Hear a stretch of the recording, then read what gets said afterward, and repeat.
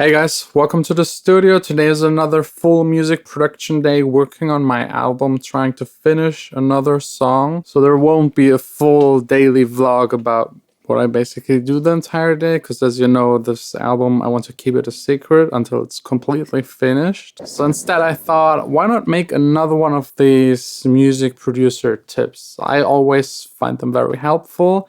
There's always a tip among all of them that I didn't know of, and it's usually very motivational. So let's get it started.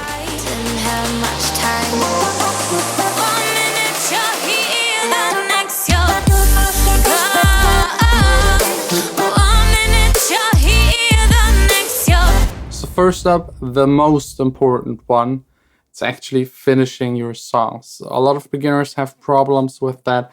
A lot of pros have problems with that.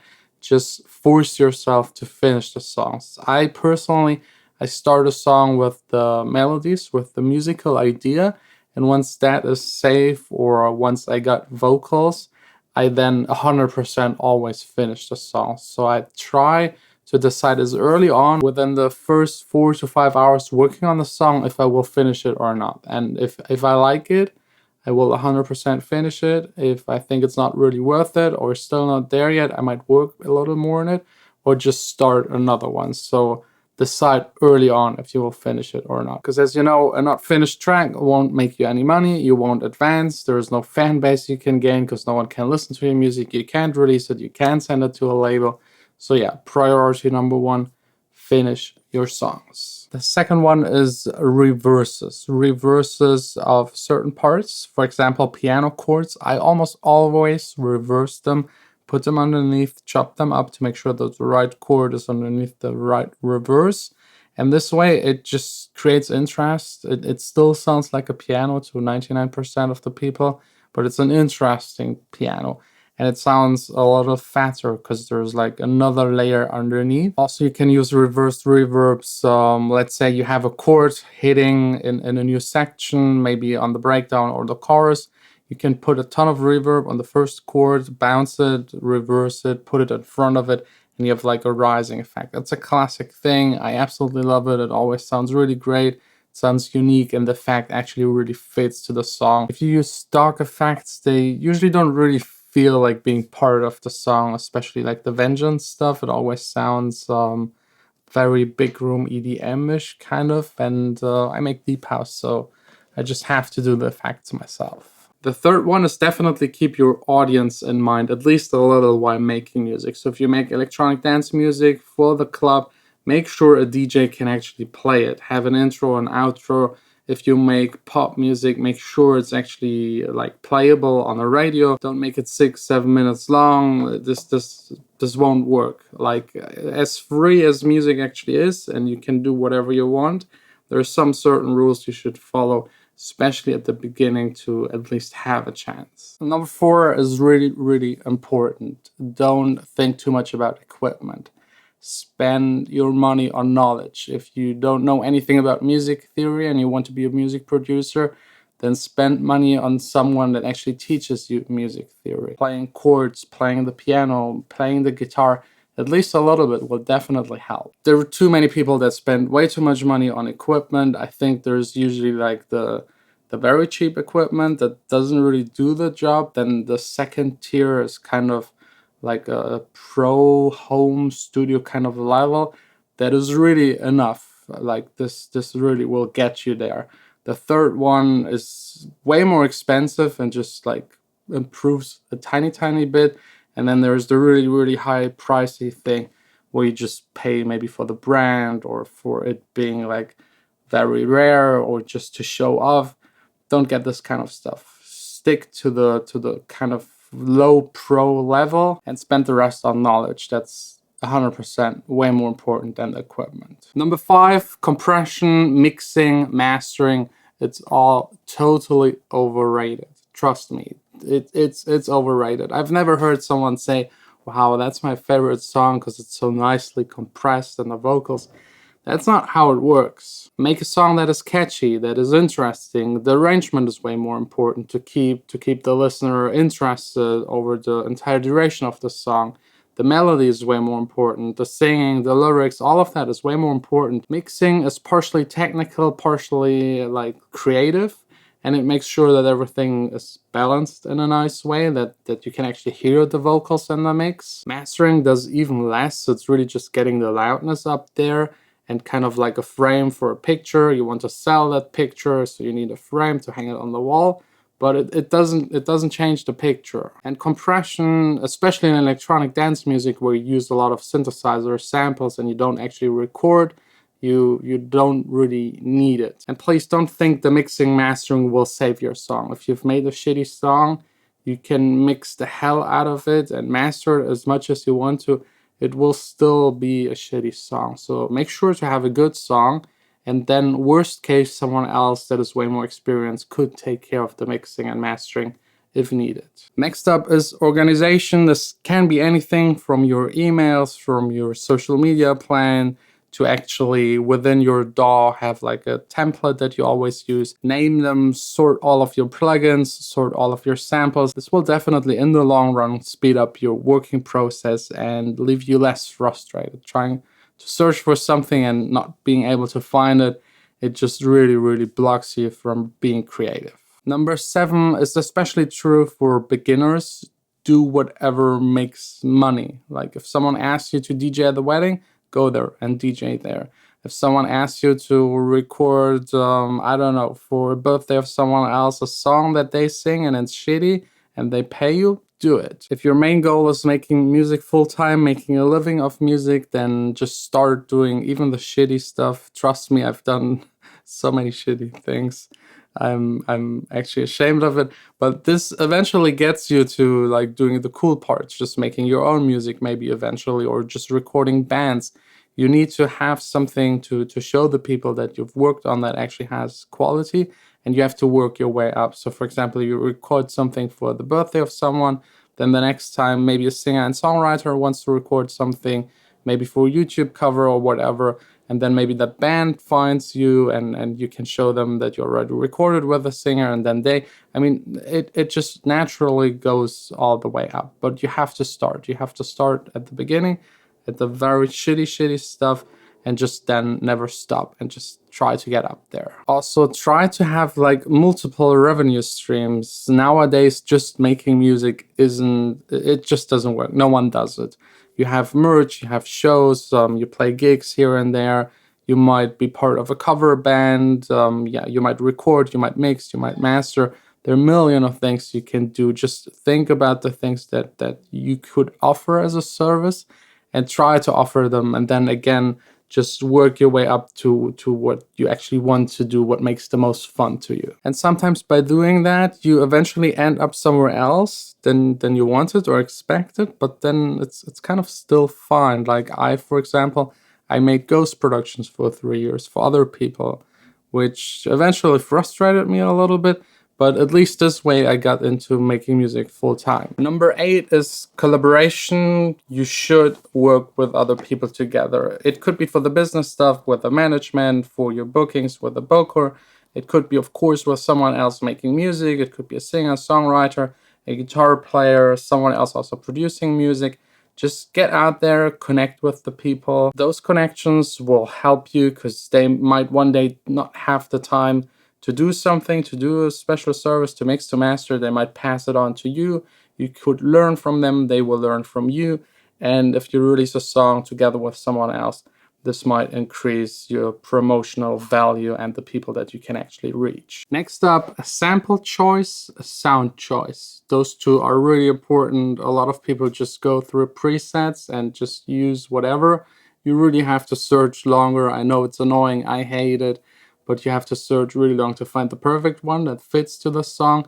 Same with samples. Don't just use any kind of drum sample. Over the years, you will gain that experience and maybe have your own folder with your own samples in it and reuse it, and this way get faster. But before you try to fix a kick by queuing it, before you try to compress anything, before you try to tweak a synthesizer sound too much in like a totally different direction, which will just cost you a lot of time, just try to find something else that just fits better. Number 10 is don't start with the details of a song. This will just waste a lot of your time if you later on decide to not finish the song.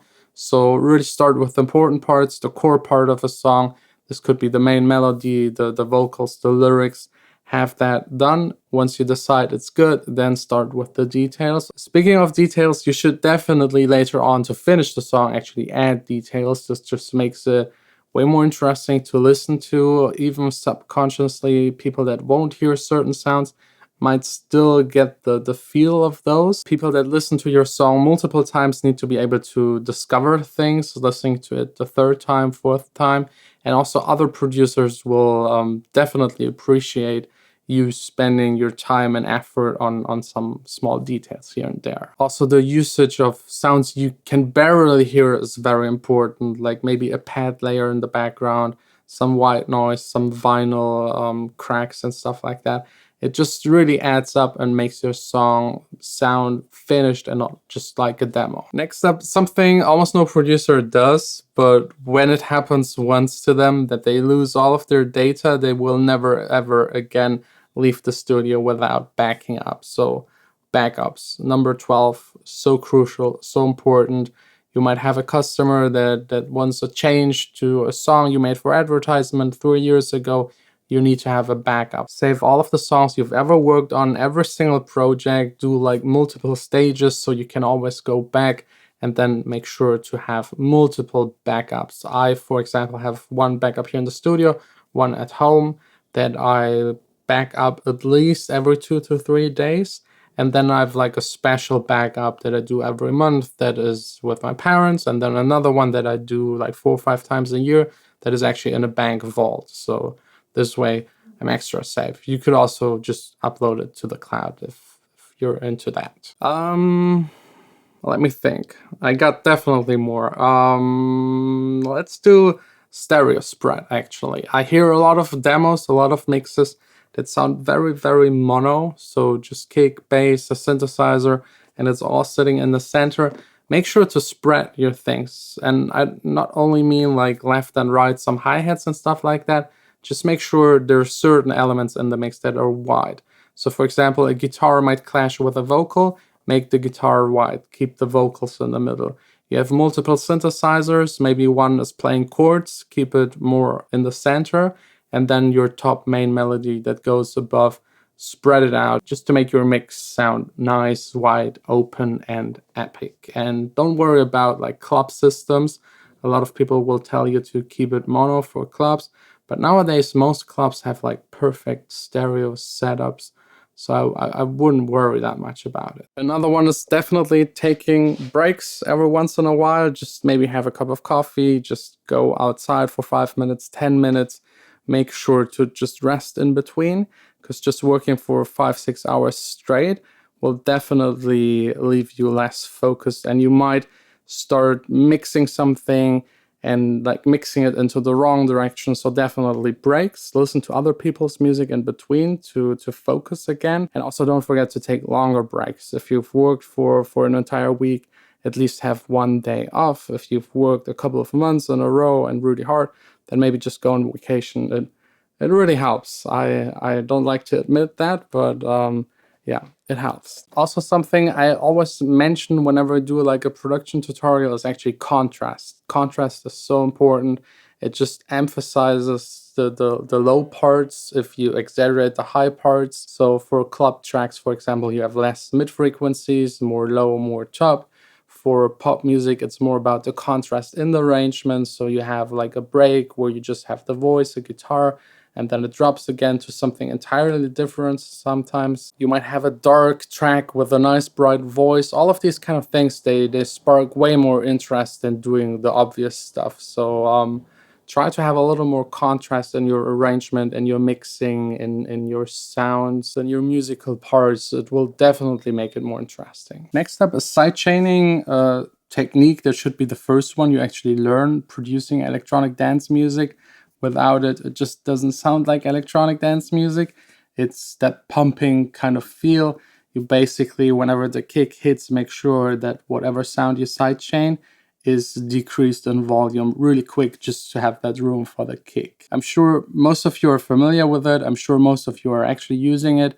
but you should also make sure to use it in the right way, because like the attack, release, and all of these kind of settings can really change the groove and feel of a song. And I hear so many that either have way too much sidechaining, way too little, or it's just like really off and doesn't help the song at all. So for example, for big room, you definitely need more. For deep house, definitely less. For pop music, you actually just use it to have more room in the mix. So it's more like a mixing choice. But there's also a creative way to use sidechaining. You could sidechain any kind of signal into any kind of compressor. Some synthesizers also have like a sidechain where you can trigger certain things. So just try these things out and make sure to do them the right way. Learn your instrument's frequency range. There are some like tables and like desktop wallpapers online that show you which instrument should be in which kind of frequency, how to EQ them. The EQing part and everything isn't that important, but you should know which octave should be your kick, your bass, which kind of frequency. The kick usually around like 50, maybe 55, 45, 60 hertz. Then the bass sits above it in most cases. Then you have maybe a top bass to have like more of that crunchy feel and something that you can actually hear on small speakers. Then the low chords, this could be a piano, an organ, a synthesizer. Then guitars, main synthesizers, vocals, and then in the top end usually pads and hi-hats and this kind of stuff. You should be really familiar with that because you will need it for every single song. And if you break that rule, it will be really, really hard to actually mix. And I only know a very few songs that actually break these kind of frequency distributions. And they actually do it by having a very, very minimal amount of elements actually in it. Next up, I think we're now at number 18, is check your songs on different kinds of systems. So for example, here on the big speakers, that's where I make my music. But I also, every once in a while, switch to these little shitty speakers just to make sure that I know what it would sound like someone using speakers that aren't that great. And most people don't listen to music on a big, nice system. Test your music in the club, test it on the phone, test it in mono, test it in the car. And also what a lot of people forget is testing it at different volumes also makes a huge difference. Number 19, don't get frustrated. Please don't. I know I'm saying don't and you still will. And myself today producing on another song, I will be frustrated eventually at one point because things are just not working out the way that I actually want them to work out. They do not sound the way I want them to sound. So I have to put a lot of effort into like getting them somewhere.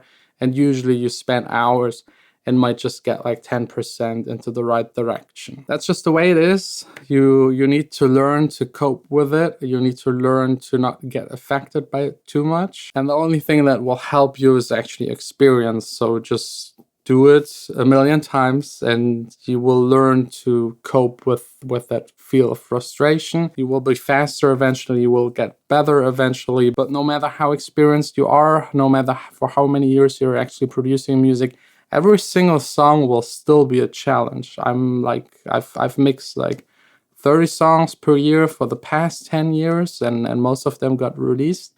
And still every single song is different. You have different elements in there, different key, different structure, different tempos. So every single song still a challenge. But I love the challenge. So you need to learn to love the challenge and solving things, and just like eventually after a month, after 100 hours on a song, you will get to the point where you're satisfied. And that feeling is really probably one of the best in the world. So the last one, number 20, it's the most important one. It's the hardest to follow, and that is actually to not give up. I already explained it in another video in full length, but the second you give up, everything you've done, everything you've learned, everything you went through is wasted. It's gone. It's like it never happened. So if you want to make music, if you love music and that's your career choice, you have to stick to it. There will be times where you want to give up. This might be every week, every month, but it will be a lot of times during your career. For me, it was back in the days like almost every day, every week. Now it's only like maybe 2 or 3 times a year that I get so frustrated that I just want to stop making music. But eventually the next day I just go back to the studio and yeah, try to solve the things and just keep it up. Just basically do it. So thanks a lot for watching. I hope this motivated you at least a tiny bit. I hope you learned something. If you have any other producer tips you think I should have shared, just leave them in the comments. And tomorrow we will see us again here in the studio. Tomorrow is the first day where we'll actually start sharing the first song of my album and show you how I actually work on it. So a full detailed kind of production tutorial.